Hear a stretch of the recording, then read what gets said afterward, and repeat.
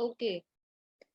Good morning, students. So, last lecture we see that continuous beam example, which is provided by 3 UDL, right? So, on the previous example, first example was include the 2 UDL, two span UDL, right? And continuous beam, right? So, we can solve this example using plastic method. So, we see how we uh, find the section classification or the sections or the different types of check, which is moment capacity and the shear capacity, right? And then we see the third three span continuous UDL beam, right? So the method is same, but there are some elements which is changed a little bit, right? Okay. So here the checks are all the same. We are going through the required ZP, then choose the section from the steel table, section classification, plastic moment capacity, check for shear capacity, check for moment capacity, and then we at the end of the example we compare the both result of the capacity which is suitable for our new design member or not, right? So here we go through the another example, which is design a uniform section for a moment and shear capacity of simply supported continuous beam, which is A, B, and C. Span AB is 4 meter length and carries a central concentrated load of 150 kilonewton, and BC is of 6 meter length and carries a central concentrate load of 200 kilonewton, right? Assume the beam is to be laterally supported and adopt the plastic design procedure, right? Okay. So here,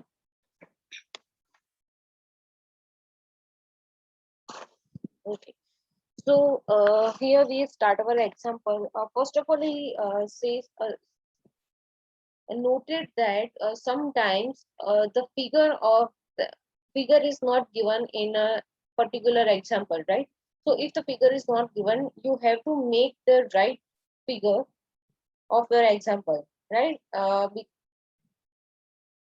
Okay, such as this example, right? એક્ઝામ્પલમાં શું આપ્યું છે continuous beam એ B C આપેલો છે.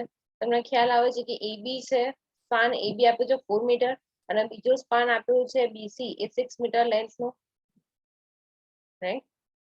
અહીંયા જે okay 150 and 200, right? આ જે figures આપી છે ફિગરમાં થોડી ભૂલ છે, રાઈટ? એ તમે સુધાર લેજો.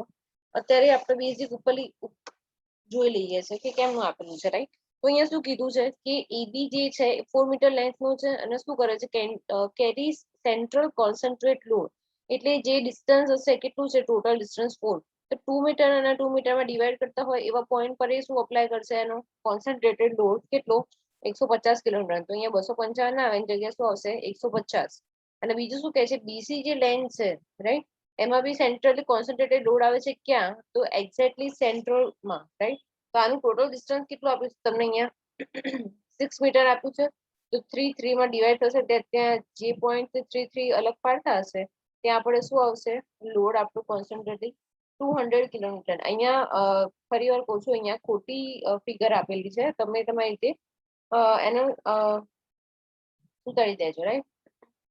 તો અહીંયા સિમ્પલી સપોર્ટેડ બીમ આપ્યા છે, રાઈટ? તો સિમ્પલી સપોર્ટેડ બીમ માટે સિમ્પલી સપોર્ટેડ બીમ એટલે કે એ બી અને સી, રાઈટ? તો જ્યારે સિમ્પલી સપોર્ટેડ બીમ હોય ત્યારે એનું ઇક્વેશન શું થશે WL/4, એટલે અહીંયા WL/4 આવશે અને અહીંયા બી WL/4 આવશે.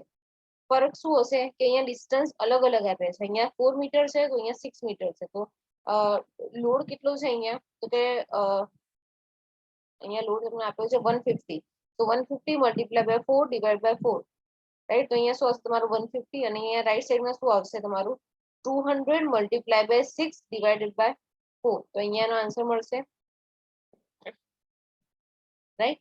અને મેક્સિમમ મોમેન્ટ ક્યાં લાગશે સેન્ટરમાં, રાઈટ? અહીંયા એ બી સી 3 સપોર્ટ આપેલા છે, તો તમારો મેક્સિમમ લોડ લાગશે કેટલો, કેવી રીતે ફાઇન્ડ આઉટ કરશો તમે?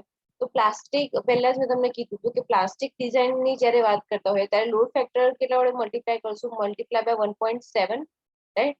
So collapse load for load span AB is equal to 1.7 multiplied by original જે concentrated load આપ્યો છે કેટલો છે 150, તો is equal to 255 કિલોન્યુટન, અને collapse load for span BC is equal to 1.7 multiplied by 200 is equal to 340 kilonewton, right? તો એના પરથી તમને ખ્યાલ આવી ગયો છે કે આ 255 અને 340 આપણે કયા બેઝ પર મૂકતા હતા, રાઈટ? તો આપણને એ ખ્યાલ આવી ગયો. હવે શું કરવાનું છે કે એબી અને બીસી કેવા એક કરશે તમારા પ્રોપ કેન્ટિલીવર તરીકે, રાઈટ? તો એબી માટે સ્પાન શું આવશે એનું? WL/6. મોમેન્ટ જ્યારે ફાઇન્ડ કરતા હોય તમે ત્યારે પ્લાસ્ટિક મોમેન્ટ દરેક માટે અલગ અલગ હોય. સિમ્પલી સપોર્ટર માટે શું આવશે? WL/6. તો તમે અહીંયા આન્સર મૂકશો, right? Collapse load multiply by એની લેન્થ મલ્ટીપ્લાય બાય એનું 6, તો તમને આન્સર મળશે. એ જ રીતે તમે શેમાં ફાઇન્ડ કરશો? બીસી સ્પાન માટે WL/6. એમાં બી WC કેટલું છે? 340 છે. L કેટલું છે? 6, રાઈટ? તો તમને બીસી સ્પાન માટે બી પ્લાસ્ટિક મોમેન્ટ મળી ગઈ 340 કિલોમીટર ઇન્ટુ મીટર. ખાસ ધ્યાન રાખવાનું છે કે પ્લાસ્ટિક મોમેન્ટની જ્યારે વાત કરીએ, પ્લાસ્ટિક મોમેન્ટ અને શિયર ફોર્સ ડાયાગ્રામ બે કમ્બાઇન ના કરતા, રાઈટ? અહીંયા શિયર ફોર્સ માટે શું આવશે? સિમ્પલી સપોર્ટેડના શિયર ફોર્સ માટે શું આવશે? WL/4. જ્યારે પ્લાસ્ટિક મોમેન્ટ શું આવે છે? WL/6. ઓકે, હવે શું આપણે રિક્વાયર છે? ZP. ઓકે, હવે અહીંયા પ્લાસ્ટિક મોમેન્ટની વાત કરીએ તો આપણી પાસે બે પ્લાસ્ટિક મોમેન્ટ આવી. કઈ? એક 170 છે અને બીજી કેટલી છે? 340 છે, રાઈટ? તો આપણે કઈ એમાંથી લઈશું પ્લાસ્ટિક મોમેન્ટ કે જે આપણે મેક્સિમમ પ્લાસ્ટિક મોમેન્ટ હશે આપણે લઈ લઈશું. તો અહીંયા મેક્સિમમ પ્લાસ્ટિક મોમેન્ટ છે 340 કિલોન્યુટન ઇન્ટુ મીટર, રાઈટ? તો આપણે મૂકી દઈશું. હવે કિલોન્યુટન ઇન્ટુ મીટરમાં છે વેલ્યુ, પણ આપણે શેમાં જોઈએ છે? ન્યૂટન ઇન્ટુ mm માં. કેમ? કારણ કે FY અને ગામા m0 બંનેની વેલ્યુ શેમાં છે? ન્યૂટન અને mm માં. તેને કન્વર્ટ કરશું તો કેટલા હશે? Multiply by 10⁶. તો તમારો આન્સર આવશે mm³ માં. હવે આપણે શું કરવાનું છે? સેક્શન ફાઇન્ડ આઉટ કરવાનું છે. તો સેક્શન ફાઇન્ડ આઉટ કરવા માટે તમારા IS કોડમાં, IS 800 કોડમાં સૌથી પાછળ પેજ નંબર 138 પર, યા તો પછી તમને એમાં ના જોવું હોય, તમારી પાસે સ્ટીલ ટેબલ અવેલેબલ હોય તો સ્ટીલ ટેબલમાં તમે Z જે આપેલું હશે, Z પ્લાસ્ટિક સેક્શન મોડ્યુલસ, એ તમે કેવી રીતે ફાઇન્ડ આઉટ કરશો? તો એની જે વેલ્યુ જે આપી છે શેમાં આપી હશે? સેન્ટીમીટર ક્યુબમાં, પણ આપણને અહીંયા શેમાં મળી છે? mm³ માં, રાઈટ? mm³ માં. તો આપણે mm3 ને આપણે શેમાં કન્વર્ટ કરીશું? semi⁻³ તો જેટલા રેસ્ટુ હોય, જેટલી ઘાત તમને આપેલી હોય, અહીંયા કેટલી આપી છે? mm3. તો એટલા જ વડે શું કરવાના? એને ડિવાઈડ કરી નાખવાના. તો 1.496 મલ્ટીપ્લાય 10⁶ ડિવાઈડ બાય 10�3. તો તમારો આન્સર શું મળશે? 1496 સેન્ટીમીટર ક્યુબ, રાઈટ? હવે તમે શું કરશો કે તમારા IS કોડ છે કે કોઈ સ્ટીલ ટેબલ છે, બંનેમાં તમે શું કમ્પેર કરશો વેલ્યુ? કે જેવી વેલ્યુ અહીંયા તમને આવી છે, કઈ છે? 1496, રાઈટ? તમારી જે વેલ્યુ હોય જે સેક્શનની કેવી હોવી જોઈએ? 1496 કરતા કેવી હોવી જોઈએ? વધારે હોવી જોઈએ. તો આપણને અહીંયા એક સેક્શન મળે છે, કયો? ISMB 450, right? તો એનો સેક્શન મોડ્યુલસ કેટલો છે? 1533.36 સેન્ટીમીટર ક્યુબ. તો એના બાજુમાં બધા જ એના અલગ અલગ ક્રાઇટેરિયા આપેલા છે. જેમ કે અહીંયા ડાયમેન્શન આપ્યું છે, અહીંયા D 450 mm, અહીંયા BF આપ્યું છે 150 mm, TF આપ્યું છે 17.4 mm, TW આપ્યું છે 9.4 mm, અને આ રેડિયસ ઓફ ગાયરેશન કેટલું આપ્યું છે? 15 mm, રાઈટ? હવે શું કરીશું? Next step is section classification. તો સેક્શન ક્લાસિફિકેશન કેવી રીતે કરીશું? તો મેં તમને કીધું હતું કે તમારા જે પેજ ટેબલ નંબર 8 પર આપેલું છે, તો B/TF અને D/TW બધામાંની વેલ્યુ મૂકશો. જે વેલ્યુ મૂકો એનો જે ક્રાઇટેરિયા આપ્યો હોય એને કેવું હોવું જોઈએ? Less than or equal to હોવું જોઈએ. તો તમારો એ સેક્શન યા તો પ્લાસ્ટિક કોમ્પેક્ટ કે સેમી કોમ્પેક્ટ હશે. તો અહીંયા જે આપણે સેટિસ્ફાઈ કરે છે વેલ્યુ, એ આપણે કઈ છે? આવે છે પ્લાસ્ટિકમાં. બંને પ્લાસ્ટિકમાં જાય છે, રાઈટ? એનો મતલબ શું થઈ ગયો? કે તમારું સેક્શન કેવો આપણે લઈશું? પ્લાસ્ટિક. હવે આપણે શું કરવાનું? એને ચેક કરવાનું છે કે પ્લાસ્ટિક મોમેન્ટ કેપેસિટી એની કેટલી છે,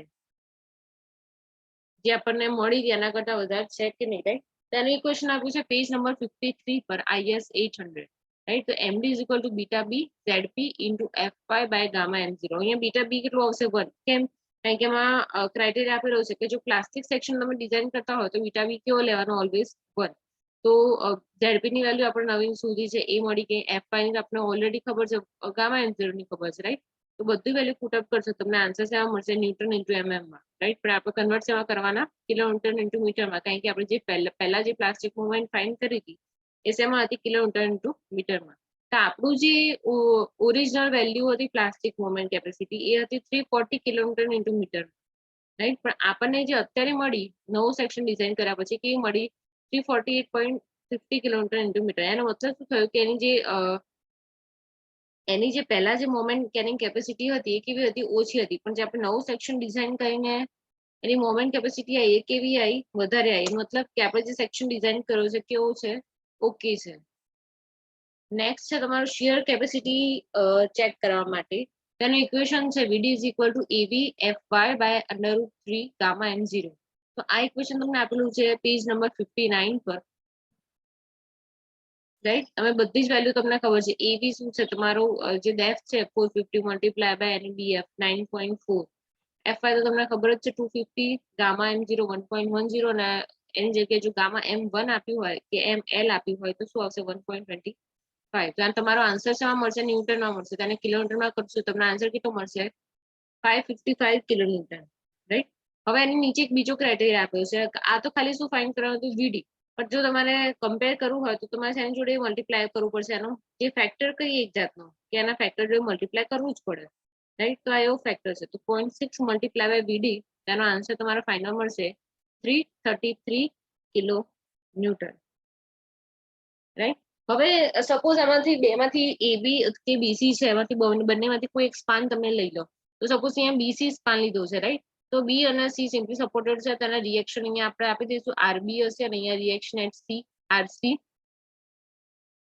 ત્રણ ટોટલ ડિસ્ટન્સ 6 છે. સેન્ટ્રલ લોડ આપ્યો છે એટલે બંને 3 માં ડિવાઈડ થશે. 340 કિલોમીટર નો લોડ છે અને અહીંયા શું છે? તમારી મોમેન્ટ 340 કિલોમીટર ઇન્ટુ મીટર. હવે શું કરીશું કે મોમેન્ટ અબાઉટ C આપણે 0 લઈ લઈએ તો આપણને શું મળશે? RB મલ્ટીપ્લાય બાય વચ્ચેનું ડિસ્ટન્સ મલ્ટીપ્લાય બાય 6 અપર ડિરેક્શનમાં જાય છે ઇઝ ઇક્વલ ટુ ડાઉનવર્ડ ડિરેક્શનમાં જતા હોય એક બાજુ. તો ડાઉનવર્ડ ડિરેક્શનમાં કયા જશે? કે 340 મલ્ટીપ્લાય બાય 3 પ્લસ 3 આ ડાયરેક્ટ મોમેન્ટ આપી દીધી છે કિલોમીટર ઇન્ટુ મીટરમાં, એટલે જે આપ્યું હોય સેમ ઉતારી દેવાની. તો પ્લસ 340. તો એવી રીતે તમારો શું આવ્યો?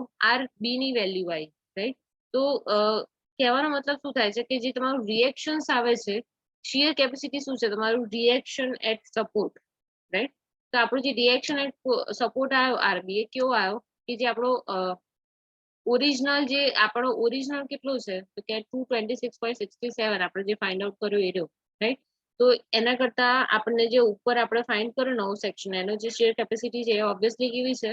વધારે છે. એનો મતલબ શું થઈ ગયો કે આપણે જે સેક્શન ચૂઝ કર્યો છે ISMB 450 આપણે શું પ્રોવાઈડ કરી શકીએ છીએ? કારણ કે બધા ક્રાઇટેરિયા સેટિસ્ફાઈડ કરે છે. સેક્શન ક્લાસિફિકેશન હોય કે ઝેડપી રિક્વાયર્ડ હોય કે એના ડેટા હોય D BF TF BW TW, right. Shear capacity, moment capacity બધા જ એના ક્રાઇટેરિયા સેટિસ્ફાઈડ કરે ત્યારે આપણે એને શું ઈ સેક્શન પ્રોવાઈડ કરી શકીએ છીએ, રાઈટ. તો આ એક ટાઈપના એક્ઝામ્પલ થઈ ગયા, રાઈટ. તો આવા ઘણા બધા એક્ઝામ્પલ આપ્યા છે. મોસ્ટલી મેં તમને બધા એક્ઝામ્પલ જે લાગતા હોય કે આ પૂછાય એવા છે મેં તમને કરાવી દીધા છે. પણ જો ઇન કેસ તમને કોઈ ડાઉટ હોય આવા એક્ઝામ્પલમાં તો તમે મને પૂછી શકો છો, નો ડાઉટ.